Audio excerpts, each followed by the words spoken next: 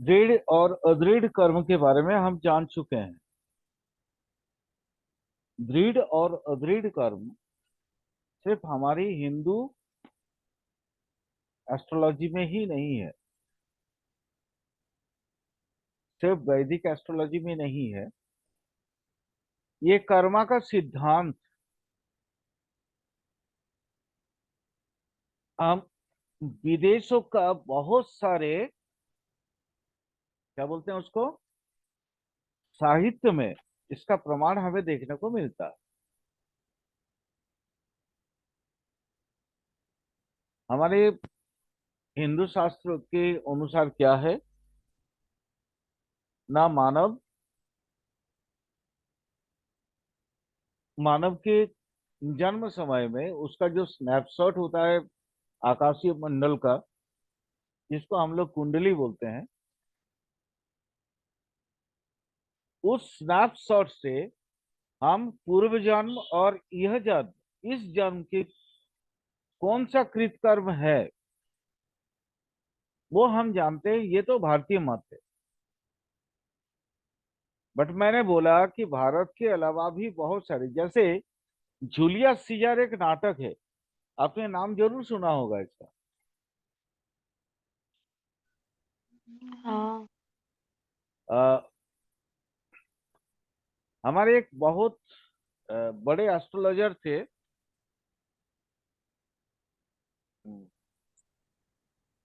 महामहिम वो महामहिम तो नहीं है, वो तो जस्टिस को बोला जाता है, मतलब बहुत बहुत बड़ा एक एस्ट्रोलॉजर थे, नरेन बागल, बंगाल के।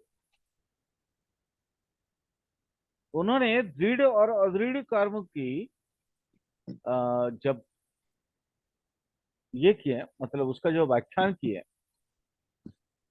उन्होंने, ये जूलियस सीजार का जो ड्रामा है, जो नाटक है, उस नाटक का एक कोट उन्होंने बयान किया था। मैं आप लोगों के सामने में वो रखना चाहूंगा, क्योंकि ये कोट मुझे बहुत पसंद आया था कि सिर्फ हमारे भारतवर्ष में ही कर्मा सिद्धांत नहीं चलता है। कर्मा सिद्धांत और भी बहुत, बाहर के जो बहुत सारे फिलोसोफर इस कर्मा सिद्धांत को मानते थे। जूलियस सीजर में एक जो नाटक है, उसमें एक चरित्र है कैसियस। अगर आपने कभी जूलियस सीजर पढ़ा होगा तो कैसियस के कैसियस नाम का जो चरित्र है जरूर जानते होंगे। नहीं होगा तो आप गूगल करके कैसियस, ये जो चरित्र है, इसको आप जान लेंगे। उन्होंने उनके मुंह से एक डायलॉग है। डायलॉग कोट अनकोट इस तरह का है, जो श्रीमान बागल जी मैंने वो अपनी किताब में लिखे थे। वो ये था कि the fault dear Brutus is not in our stars. मतलब डियर ब्रूटस, ये फॉल्ट जो है, फॉल्ट, गलतियां हमारे स्टार्स में नहीं है, हमारे प्लैनेट्स में नहीं है, हमारे ग्रह नक्षत्रों में नहीं है। तो कहाँ है? But in our cells that we are अंडरलिंग्स।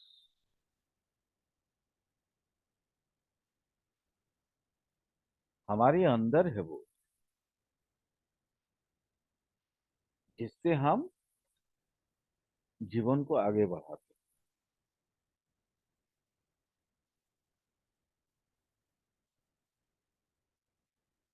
इसी कैसियस के मुंह से शेक्सपियर ने जो ये जो लिखा था, इससे हमें ये पता चलता है कि सिर्फ भारत में ही कर्मा सिद्धांत नहीं माना जाता है, अपितु शेक्सपियर जहाँ के हैं वहां पे भी कर्मा सिद्धांत वो लोग मानते हैं। तो शेक्सपियर भारत का तो थे नहीं, वो थे तो बाहर, उन्होंने ये लैंग्वेज, ये डायलॉग केसीएस के मुंह से निकाला था, बोला था क्या, the fault dear brothers is not in our stars but in our self that we are underling. आपको याद होगा हमारे एक हिंदी मूवी आनंद नाम के एक हिंदी मूवी आया था, जिसमें राजेश खन्ना एक रोल प्ले किया था। उसके वो राजेश खन्ना जो चरित्र किए थे, एग्जैक्टली उस चरित्र का वही शायद आनंद था या क्या था, ठीक है, शायद आनंद का चरित्र एग्जैक्टली मुझे याद नहीं है, गलती होगा तो माफ कर देना। उसमें एक डायलॉग था, बाबू मोशाय हम सब काठपुतली है, ये डायलॉग था ना। आपने कभी सुना होगा ये डायलॉग, बाबू मोशाय हम सब काठपुतली है, ऊपर वाले की, ऊपर वाला जैसे नचाना चाहता है वैसे ही नाचते हैं। कुछ इस तरह का डायलॉग था, एग्जैक्टली डायलॉग मुझे याद नहीं है, बट ये बहुल प्रचलित डायलॉग। यही है बेसिकली कर्मा सिद्धांत, कर्म फल की सिद्धांत।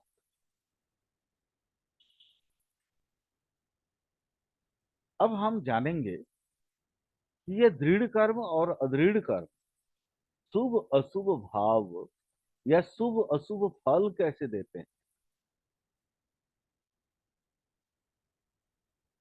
देखिए, पूरा केपी एस्ट्रोलॉजी है ना, इसी कर्मा सिद्धांत पे ही गुरुजी बनाए थे।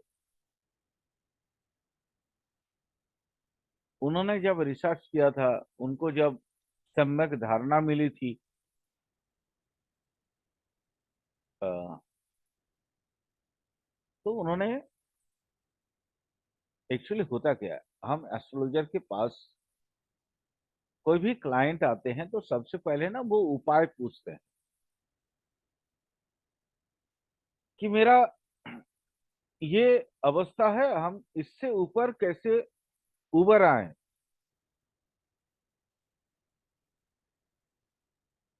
जीवन नरकमय है, इससे उबरे कैसे, क्वेश्चन होता है ना ये।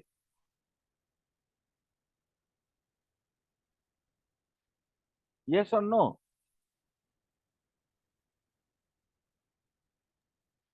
Yes sir.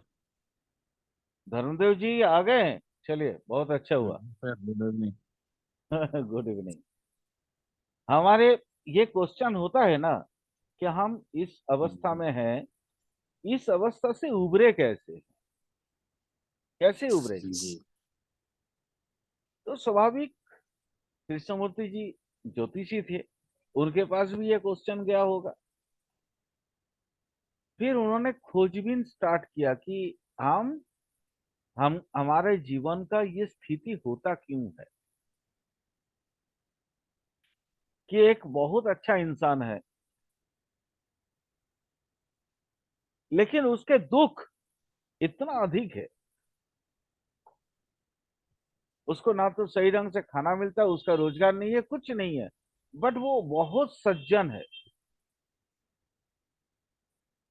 बाद में निष्कर्ष उन्होंने भी यही निकाला था कि हमारे कर्मा इसके लिए उत्तरदायी है।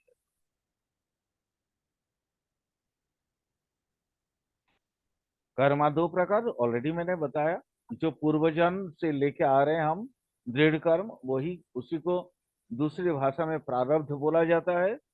और अभी इस जन्म में हम जो कर्मा कर रहे हैं, जो कर्म कर रहे हैं, वो है अदृढ़ कर्म। बट ये दृढ़ कर्म और अदृढ़ कर्म को हम बैलेंस कर सकते हैं कैसे, ना थ्रो क्रियमान कर्म से। दृढ़ कर्म को आत्मज्ञान के जरिए, वो भी क्रियमान कर्म के माध्यम से ही आपको मिलेगा। आत्मज्ञान की उपलब्धि हो गई तो आप दृढ़ कर्म को बहुत हद तक नष्ट कर सकते हैं। और जब आपको आत्मज्ञान मिल जाता है तो फिर अदृढ़ कर्म को आप क्रमागत यानी क्रमशः आप क्या करेंगे, अच्छाई की ओर ले जाएंगे। और आपके आने वाले जन्म के लिए जो आप यहाँ ये जो जो अभी हम जो चीफ डाल के लेके आए हैं, और चीफ होता है त्रिक संधि में। त्रिक संधि जानते हैं क्या? नहीं। बं, बंदर लोगों का जहाँ पे पूंछ निकलता है जहां से, हम्म। तो मनुष्य का पूंछ तो है नहीं, जी जी। है ना? तो वो जी जो जगह है उसको बोलते हैं त्रिक संधि। और वो तिकोना होता है, नीचे में कोन, ऊपर उसका बेस जो है ऊपर होता है। कैसा, ये जो साइन आप देख रहे हैं ना, ये हाँ। वाला साइन देख रहे हैं ना, जी।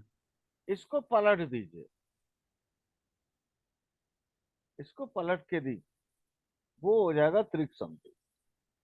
यानी ये कोण नीचे आ जाएगा, और यहां से ये एक लाइन खींच दीजिए और इसको पलट दीजिए, तो वो जहां पे पूंछ निकलता था उस जगह को हम्म। बोलते हैं त्रिक संधि। वही है चिप।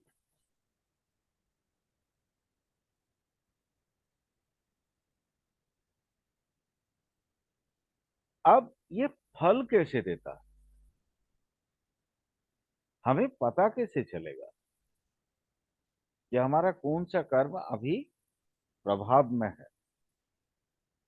करोड़ रुपया की बात है ना ये। हम जीवन जी। तो जी रहे हैं, लेकिन हमें पता कैसे चलेगा कि कौन सा कर्म फल अभी मुझे मिल रहा है? हर इंसान बोलते हैं ना कि कर्मा बहुत खराब किया हमने, जिसके वजह से ये दुख मिल रहा है।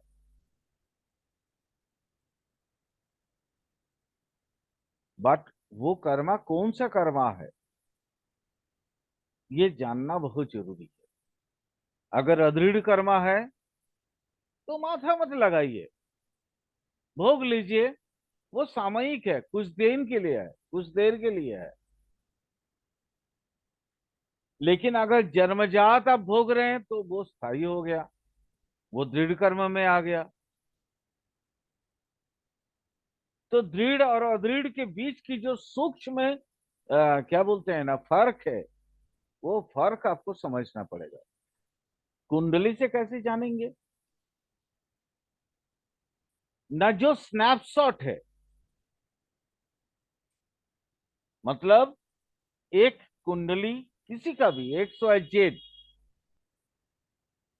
उसके लगन और लगन से लेके 12 भाव तक का जो ग्रह का सन्निवेशन है,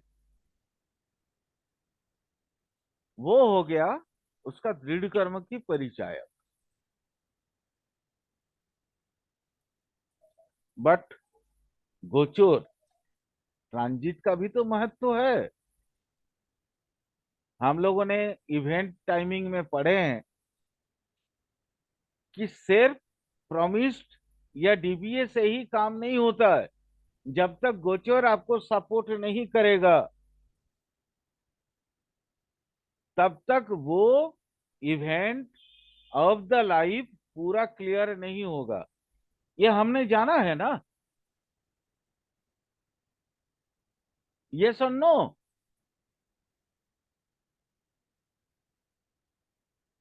अरे बोलो भाई। जी। शादी पढ़ाए थे, विवाह जी पढ़ाए सर। थे ना?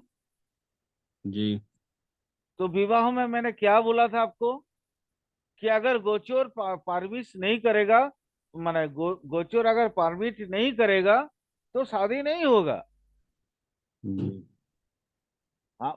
जो हम लोग जैसे डेली ट्रांजिट में भी देखा था, उससे पहले इवेंट टाइमिंग में भी देखा था, उसके बाद जब आपको एक होमवर्क दिए थे उसमें भी मैंने दिखाया था। हम्म। पिछले बहुत सारा क्लासेस में हम लोगों ने ट्रांजिट के बारे में बहुत सी चर्चाएं की है। जी। वहां पे एक ही बात बार बार घूम फिर के आया है कि टाइमिंग इवेंट तभी होगा जब पहला क्या, परमिट करेगा, यानी प्रॉमिस देखेंगे, हम्म, वो थ्रो सावलॉर्ड प्रॉमिस देखेंगे, उसके बाद जी। देखेंगे डीबीए, फिर देखेंगे गोचर। हम्म, ये गोचर जो है वो अदृढ़ कर्म है। देखिए रेमेडीज पढ़ा रहे हैं, रेमेडी। यहाँ सारा ये कर्म फल मतलब होता है ये उपाय। हम कौन सा उपाय, हाउस एक्टिवेशन भी कोई कोई लोग इसको इसी का नाम बदल के हाउस एक्टिवेशन नाम रख दिया। बट कुछ भी करें, कर तो वही रहे ना हम, कि जी। हम अपने वर्तमान जीवन को कैसे सुचारू रूप से सुधर के और आगे बढ़ा पाएं, ताकि हमें तकलीफ कम हो।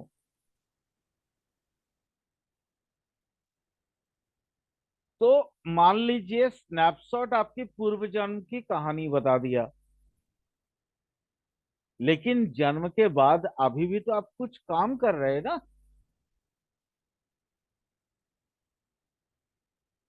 वहां पे अगर आपकी ईमानदारी बरकरार रहे, तो फिर अगले जन्म के लिए आप एक अच्छा संस्कार लेके चल रहे हैं। आपने देखा होगा बहुत गंदा इंसान होता है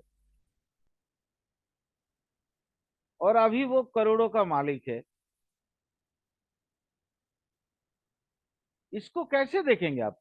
इसका आप मुझे इसका व्याख्यान दीजिए तो। धर्म सर आप ही बताइए, वो आपके दिमाग में कैसे आ रहा है, मतलब क्या चीज हो रहा है वो? मैं हजारों लाखों नाम ले सकता हूँ और आप लोग सब जानते हैं वो सबको। बहुत बड़ा बड़ा फिगर है। आप जानते हैं कि उनका कर्म बहुत खराब है, लेकिन अभी वो बहुत सुख भोग रहे, राज सुख। क्यों? आप और हम इतना ईमानदार होने के बावजूद भी हम लोग कष्ट भोग रहे हैं। क्यों? आपको क्या लगता है सर, बताइए तो।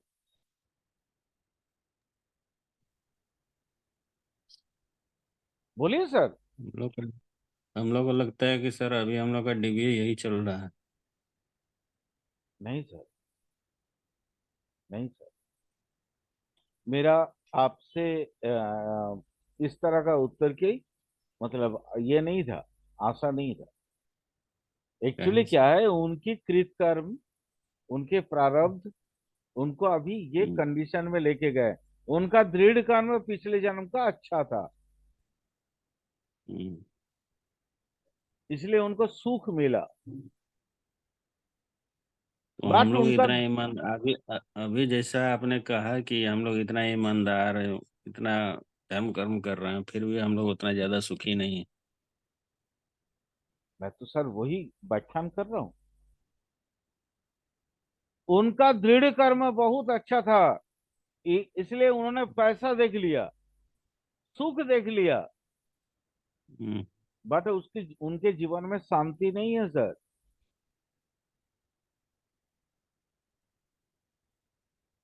एकदम नहीं है। हम्म, कभी इसका खौफ, कभी उसका खौफ, वो खौफ में जी रहे हैं। हमारे दृढ़ कर्म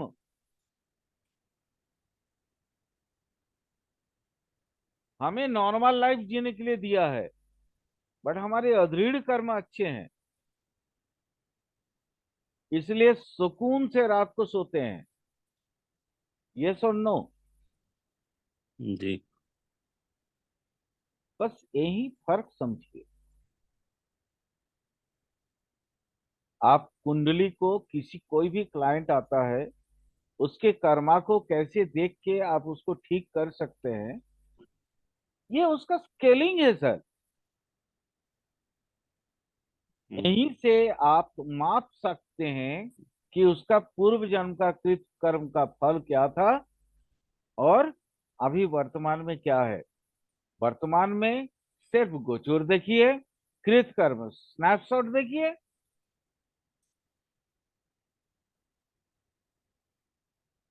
चलिए एक एग्जांपल लेते हैं। बहुत बड़े इंसान, भारत के प्रधानमंत्री भी थे, उनका शादी कभी नहीं हुआ। प्रॉमिस था, लेकिन गोचर साथ नहीं दिया। वाजपेयी जी की बात कर रहा हूँ। जी यानी उनका दृढ़ कर्म बहुत अच्छा था। दृढ़ कर्म की वजह से उन्होंने जीवन में इतनी ऊंचाई तक पहुंचे, महाराजा भी बने, है ना। जी। अदृढ़ कर्म उनका कमजोर था। इस मामले में मैरिज की बात है, तो दृढ़ और अदृढ़ कर्म को आप समझ सकते हैं इस चीज से। उतना छोड़िए सर, रतन रतन टाटा जी का नाम ले लीजिए। उनसे बड़ा, उनसे बेहतर इंसान जगत में बहुत कम है। अपने पूरे जीवन की जमा पूंजी दूसरों को बांट देते हैं, इतना दान करते हैं वो। जी और देश के प्रति इतना भाव विभोर होकर, इतना डेडिकेटेडली कोई भी निर्णय लेते हैं कि आप सोच भी नहीं सकते उनके बारे में। उनका दृढ़ कर्म बहुत अच्छा था, इसलिए वो आज भारतवर्ष के मतलब सबसे, अगर नमस्य व्यक्ति कोई होंगे महापुरुष में से, उन सारी में वो आ जाते हैं, उन लेयर में वो आ जाते हैं जहाँ पे रामकृष्ण है, त्रैलंग श्यामी है ना। बड़े बड़े जो माने धर्मप्राण व्यक्ति हैं, अब उनके समकक्ष में है वो। लेकिन उनका भी परिवार कौन है? भारतवर्ष। उनका निजी जी। परिवार तो है नहीं ना सर। कर्म को समझिए ऐसे। यानी मैं ये नहीं कह रहा हूं कि अदृढ़ कर्म खराब या अच्छा होता है, दृढ़ कर्म खराब या अच्छा होता है, ऐसा नहीं होता सर। डिपेंड करता है रतन टाटा आपके। शादी नहीं की सर। नहीं, हाँ। नहीं किए हुए।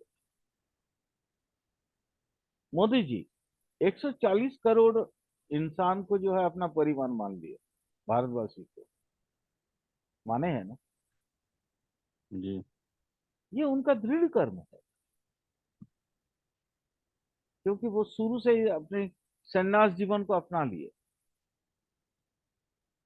आठवा आठवा हाउस को अपना लिए उन्होंने। जीवन को इस तरह से इतनी माने तल्लीन तरीके से उन्होंने जिया।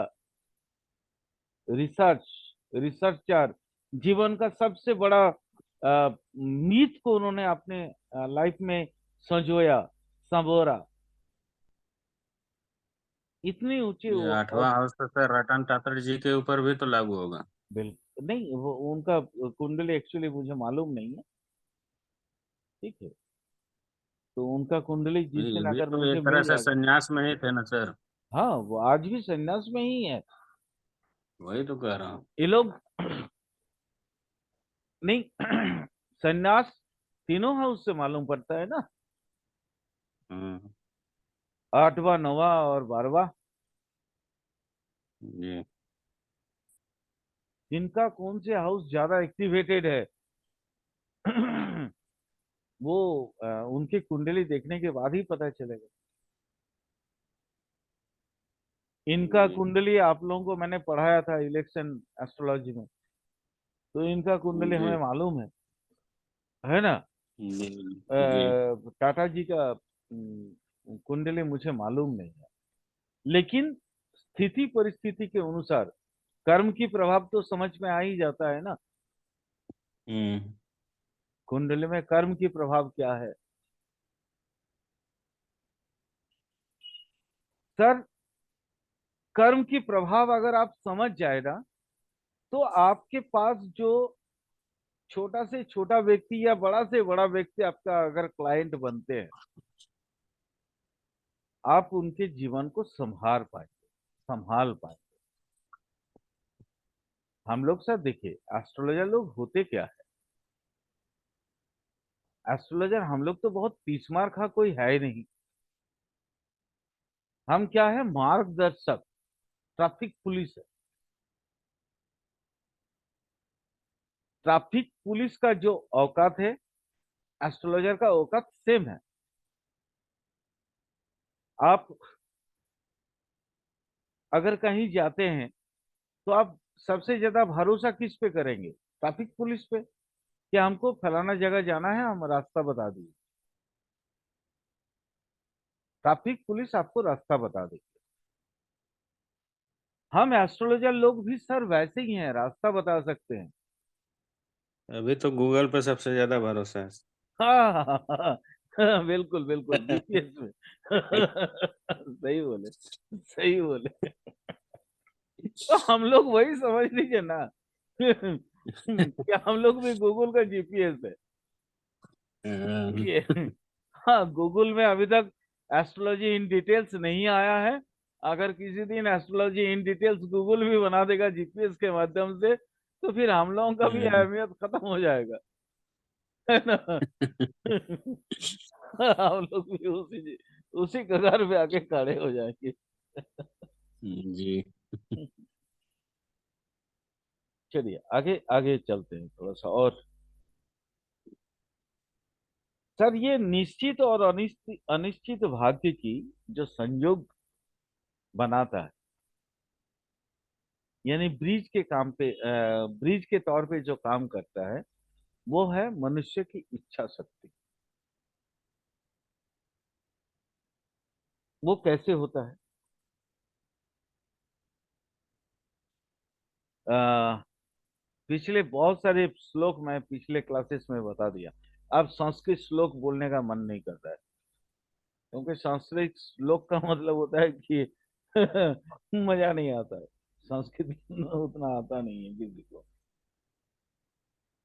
सिंपल बात यह है कि सर दशा अगर शुभ हो या अशुभ हो, जो भी होगा उसका फल आपको भोगना पड़ेगा। शुभ दशा में शुभ फल मिलेगा, अशुभ दशा में अशुभ फल मिलेगा। यहीं पे मैंने वो कल के क्लासेस में बताया था कि परिहार कर्तव्य, अशुभ दशा की फल, अगर अशुभ दशा आपके शुरू हो गए हैं, तो आपको ना चुपचाप हो जाना चाहिए। ये कर्म को सुधारने की एक सबसे आसान तरीका है, बहुत आसान तरीका है।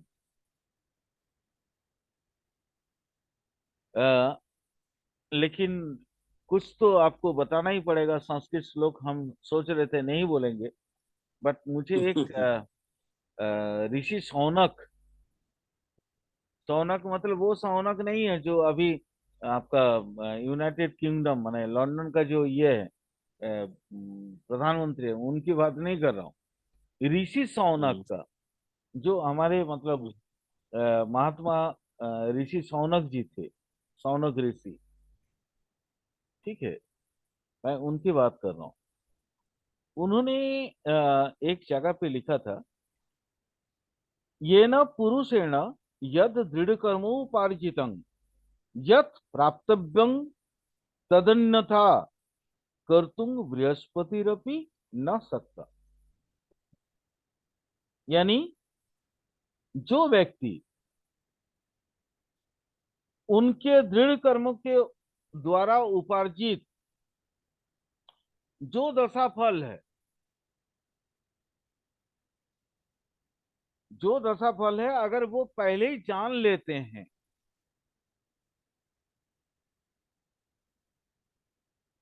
माने जैसे हम लोग एस्ट्रोलॉजर लोग हैं, हम अपना दशा फल पहले ही जान जी। लेते हैं, लेकिन क्या सर हम चेंज कर पाते हैं उसको? नहीं सर। नहीं। उन्होंने वही बोला था, ऋषि शौनक जी, दृढ़ कर्म के मामले में, खास करके मैं बता रहा हूं, दृढ़ कर्म के मामले में उन्होंने ये कहा था कि ये ना पुरुषेण यद दृढ़ कर्मो उपार्जितं, दृढ़ कर्म के द्वारा उपार्जित, दृढ़ कर्मो उपार्जितं का मतलब होता है यत प्राप्तव्यम, यानी जो मिलने वाला है वो क्या, तदन्यथा कर्तुंगो बृहस्पति रवि ना सकता, यानी वो भी कुछ इसका दूसरा कोई तरीका नहीं कर पाते हैं, इसको मतलब क्या है ना, दूसरे ढांचे में ढल नहीं सकते, जिनको पहले भी मालूम पड़ जाता है कि हमारे ये दृढ़ कर्म में अशुभ फल मिलने वाला है, वो भी अपने दशांतर दशा में इसको चेंज नहीं कर सकते। इसलिए मैं हमेशा बोलता हूँ ना, destiny can not be change, बहुत आसान शब्दों में बोलता हूँ, बट उसके बावजूद भी तो मैं कर्मा पढ़ा रहा हूँ ना सर, जी। तो कुछ तो मायने है इसका, जी। कुछ तो हम कर सकते हैं इसके जरिए। जैसे जैसे लेक्चर्स आगे बढ़ेंगे आपको पता चल जाएगा कि हम कहाँ कर सकते हैं, कहाँ क्या क्या कर सकते हैं और क्या नहीं कर सकते हैं।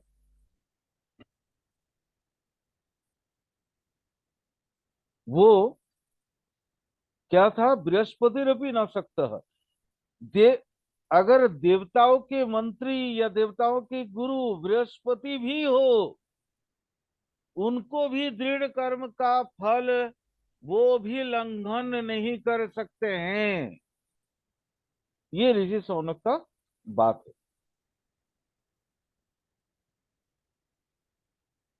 दृढ़ कर्म फल भोगना सिर्फ और सिर्फ आत्मज्ञान के माध्यम से ही उसको कर्म फल को आप छोटा कर सकते हैं, काट सकते हैं। आप देखे होंगे हमारे पूर्व जो भारत की भारतवर्ष का पूर्व जो अवस्था था, वहां पे गुरुकुल पे हम जैसे स्टूडेंट लोग हमेशा पढ़ने के लिए जाते थे। वहां पे सबसे पहले आत्मोपलब्धि के बारे में ज्ञान दिया जाता था, मेडिटेशन करो, खुद को जानो कि तुम कौन हो, पहला था। दूसरा था कि दिमाग में जो भी सोच हो रहे हैं, दिमाग में तरंगों की भांति जो भी सोच तैयार हो रही है, जो भी चिंतन तैयार हो रही है, उसको एक मूक दर्शक की भांति देखते रहो। सर दृढ़ कर्म को काटने का सबसे आसान तरीका, सबसे आसान तरीका, इवन अदृढ़ कर्म को भी काटा जा सकता है इसके जरिए। आपको गुस्सा आ रहा है, बस आप गुस्सा आ रहा है आप देखो, उस गुस्से के साथ खुद को अटैच मत करो।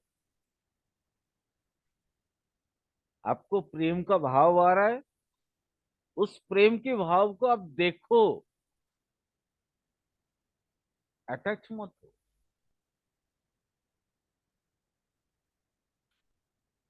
अब क्या होगा, इस तरह प्रैक्टिस के माध्यम से जब आप सोचों को देखना शुरू कर देंगे,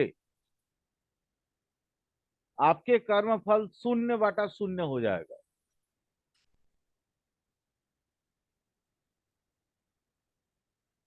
उसके बाद अगर आप कुछ करते हैं तो वो आप समय और स्थिति परिस्थिति के बस आप अपने आप को ढाल लेंगे, क्या हमें ये करना है या नहीं करना है। आप वो क्या है ना कि पूरी तल्लीन तरीके से बहुत कर्तव्य के माफिक अंदर से आप ये करेंगे, उसको मानेंगे, उस कर्म को आप करेंगे, बट आत्मिक तौर पे आप वहां पे क्या रहेंगे? निर्लिप्त।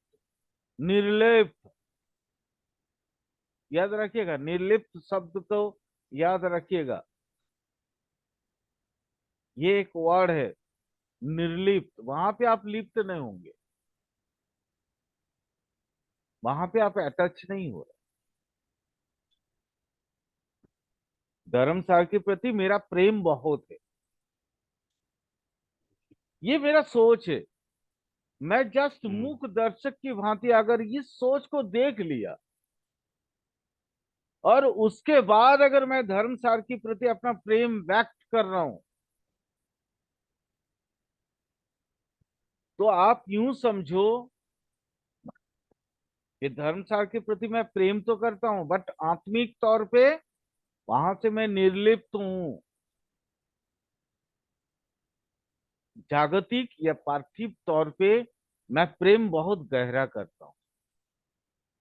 बहुत कॉन्ट्राडिक्टरी लैंग्वेज है सर, है ना? कॉन्ट्राडिक्टरी जी लैंग्वेज, बट ये बहुत आसान। प्रैक्टिस किया। श्री कृष्ण के जीवन को ले लीजिए, पांडव से बहुत प्रेम किए हैं, उनके राधा या गोपिनियों से कितना प्रेम किए हैं, उनका प्रेम का चर्चा आज भी है।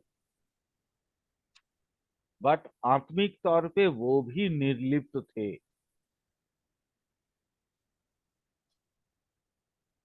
मेरी बात को समझ पा रहे हैं ना? आर यू जी getting sir. My point sir? जी जी। ये है दृढ़ कर्म और अदृढ़ कर्म की फर्क।